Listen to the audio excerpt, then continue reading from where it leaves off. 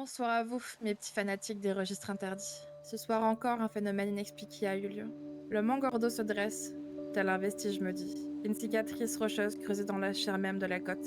Ces falaises, abruptes, fouettées par les vents marins, hurlent sans relâche, comme si la terre elle-même cherchait à vomir quelque chose qu'elle n'aurait jamais dû enfouir. Rien n'y pousse, rien n'y vit. Pas un arbre, pas un oiseau, pas un insecte. Seul le vent et autre chose. Sur ces hauteurs, accrochée au flanc de la montagne, une vieille bâtisse résiste encore, battue par le vent et rongée par le temps.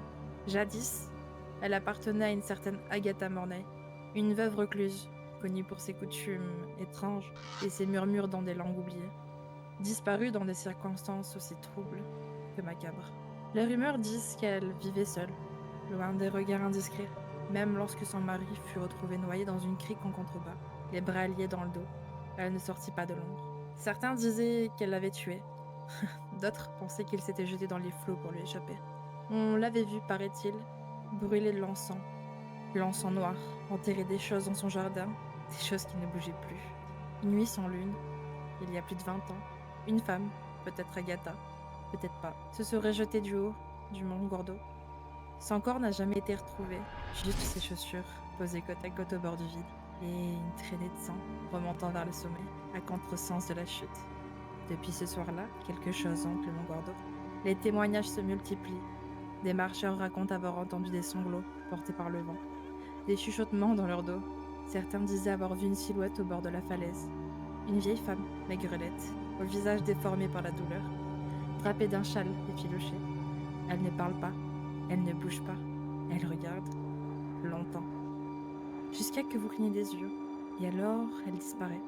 Un homme a été retrouvé récemment, errant pieds nus dans les bois, le regard vide, marmonnant sans fin.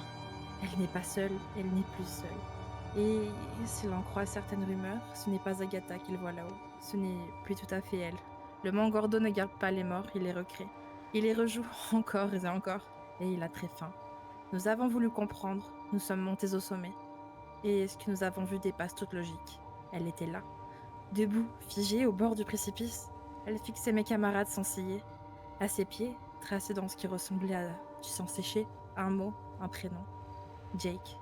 Un souvenir, un avertissement, une cible. Peut-être que ce nom n'est pas le sien, peut-être que ce sera le vôtre.